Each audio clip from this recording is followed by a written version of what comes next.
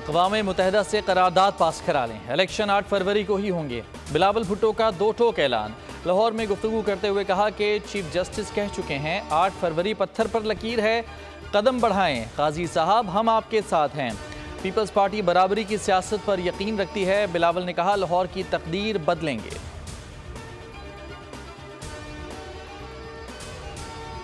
Senate करारदाद तौहीन अदालत है। Chairman senate और अरकान के खिलाफ तौहीन अदालत की दरख्वास्त सुप्रीम कोर्ट में दायर।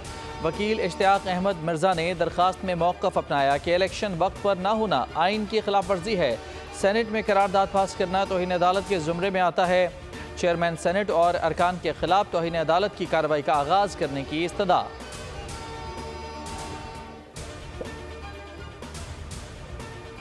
पुरअमन एहतजाज हर शहरी का हक है, किसी भी शहरी को कानून के बरक्स गिरफ्तार नहीं किया जाएगा।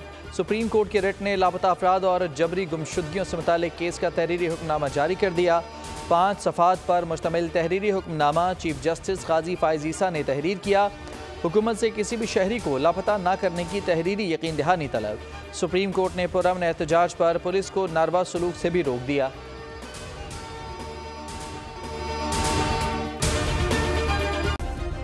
सब्सक्राइब करें और बेल दबाएं ताकि कोई खबर रह न जाए।